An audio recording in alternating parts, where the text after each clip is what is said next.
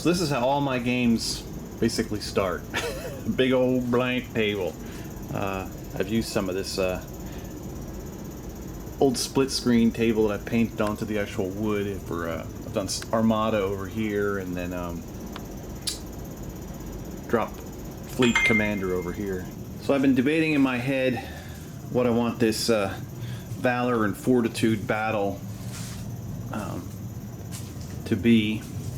I definitely want some hills. I want one kind of fortified area, a built-up area, a built-up farm, like a small river with some bridges, but not too imposing on troop movements. Maybe something on a corner, just kind of a little area boxed off by itself.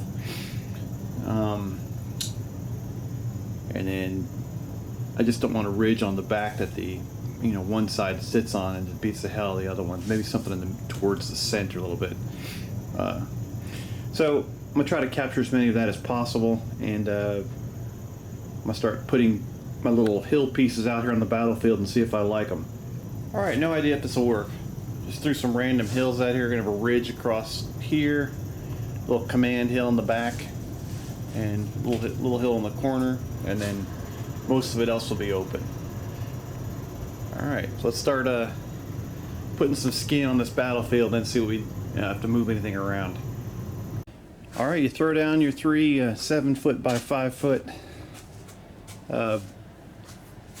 teddy bear mats from Killing Fields Terrain. These guys, I think they went out of business during the pandemic. I wish they'd come back. When I eventually do move to my attic, I think I'm going to add on another 7 by 5 section, which could be ridiculous, but I'd like the ability to expand. It would be nice having a truly massive table. My ultimate wish when I started this was to buy the 28mm Hougoumont and La Haye Sainte models, and then have just that part of the Battle of Waterloo. Try to do it scale to scale, but that's like years from now, because those damn buildings are expensive. I think they're from I think it's from Sarissa. I mean, it's not terrible, but it's there's other things you can buy.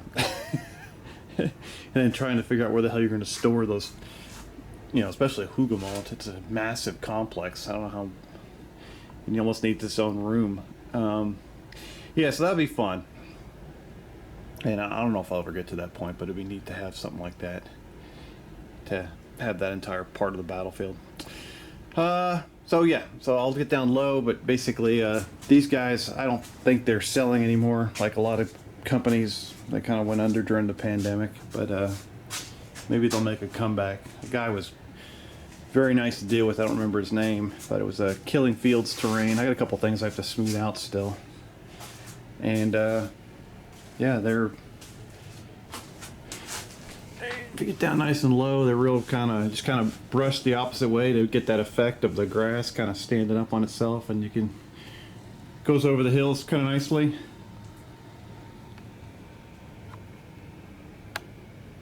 Got a little that ridge line going down the center. All right, and that's phase 2 of the battlefield. We'll see if I'm happy with this. I'll start putting in roads and rivers next. Threw down some rivers, well, small river, a couple bridges are always fun to fight over. Just threw a road right down the center of it all. And yeah, helps hold the map in place, just kind of brings a little bit of color to the battlefield. And next I usually go on to putting buildings in, and then I'll put trees down. Just did 3 quick built up areas. Just something to fight over. That way you definitely want to, at least this way I think, if you're going to have a battlefield, you want to have something that will let you experience all the rules. Just to make it that much more enjoyable. Maybe that much more complex, but maybe that's... But it's a simplistic rule set from what I've seen, especially since it's only 4 pages long, but you want to capture every essence of the game. All right. So we've got roads, we've got rivers, we've got bridges, we've got built up areas, And yeah, the only thing missing really is trees and troops, the double T's. And my buildings are just from, depending on my own economic status when I bought them. These are from Sarissa, which is phenomenal if you just want to crank out some buildings and get a bunch of them, or just want something quick. They're good.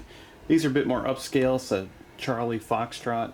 They're a little bit nicer. I'm starting to get into that now as I'm kind of look at that point to upgrade my my battlefield. That's a quick Perry miniature I bought just to have more for my medieval stuff, but it makes a nice little rectory for the church. And then I think that's from the Warlord site at Italeria or something like that, I think it is. I'm looking to get the Charlie Foxtrot has a couple churches. I want to grab one of those at some point here. Colin does a great job over there. Please check him out. I mean, I think he's got a hookup with the British Post, because I can get his stuff faster than I can get stuff from Wisconsin. So coming to Kentucky. All right, so that is that, and we'll do trees. And trees kind of just get that extra third dimension you want on your battlefield. I should do clumps of like 5 or 6, just to you know, you want to not impede troop movement, but you just want to you know, at least have a little bit of tactical out of them, and then a little bit of just, it looks good. I get most of my trees, I used to get them from Foreground, but they were kind of expensive, and then they went out of business, of course, during the pandemic, and or maybe right afterwards, I'm not sure. And then I get most of my stuff from Woodland Scenics now. We have a Hobby Lobby, if you're not familiar with that store. It's an American chain, and it's right down the street from me, so they have a lot of Woodland Scenics trees of different scales. I like these guys, and then I'll get the smaller ones when I'm playing BattleTech, or in the future my 6mm stuff that I'm working on. Alright, so that's going to be the battlefield. It looks open right this second, but that's about to go away. You're like, that's a lot of open space, Steve. Once Napoleonic armies start taking the battlefield, it's you want room, because they're going to fill it up. Okay. Do one last little pass over the battlefield. The hills are just insulation boards. It's like foam boards. They're, the solids, and I just take a reciprocating saw and chop whatever I want into them.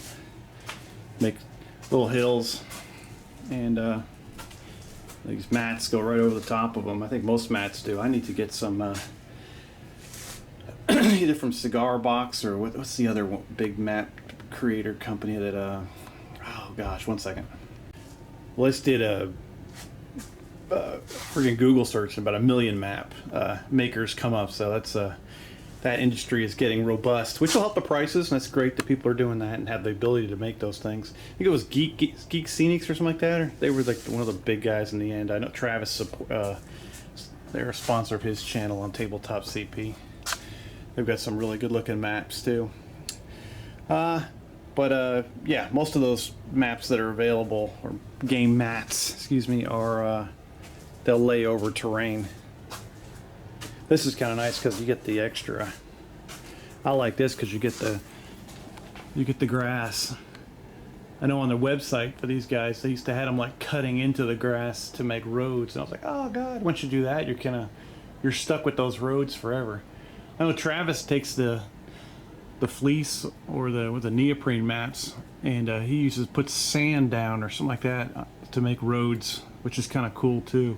And then he just kind of sweeps it up and reuses it on the next battle.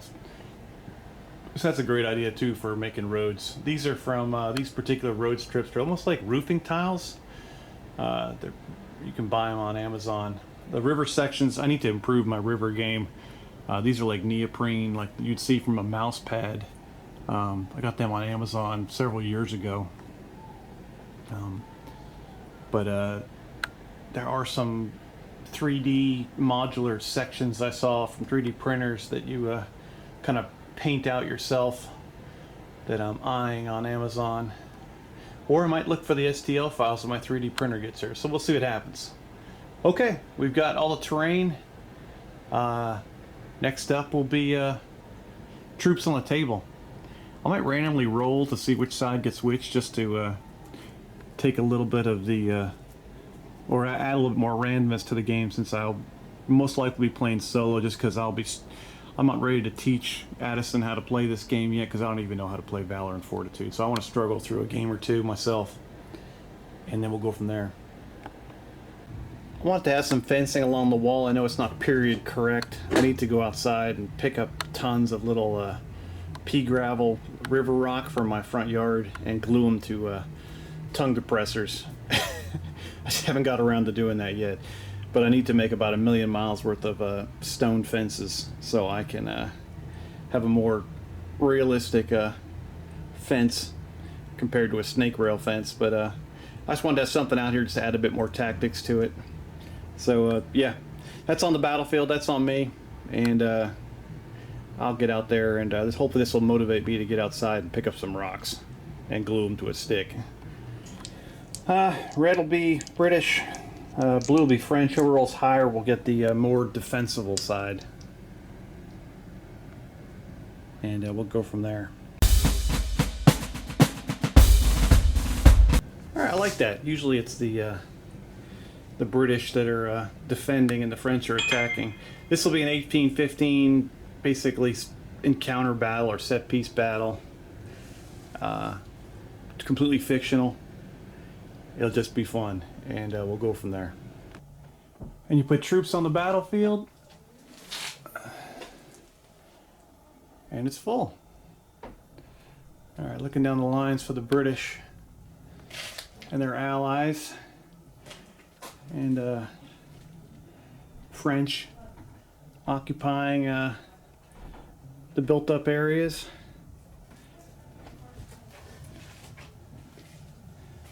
Should be a hell of a battle.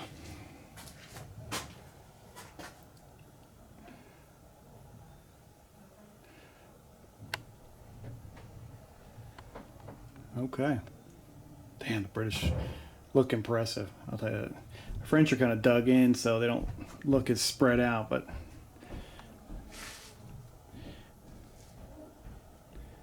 it's a awesome hobby in my opinion. They're freaking amazing. I got my new Highland Brigade back there in the rear.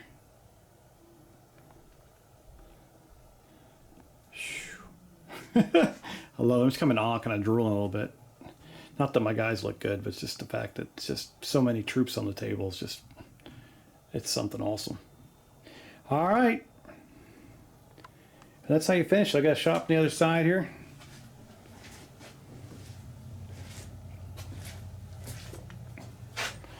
On the Napoleons, the Imperial Guard.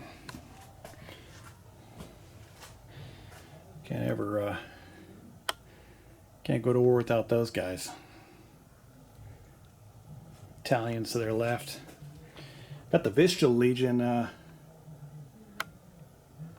here on the front line, backed up by the Swiss.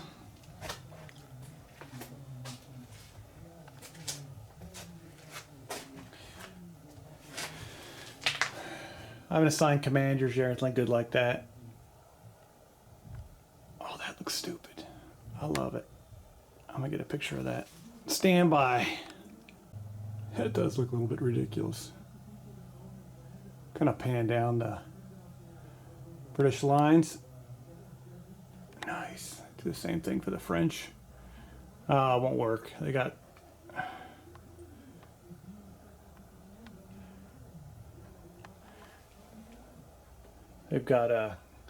some covered trees and stuff. I think the British have one more battalion than the French.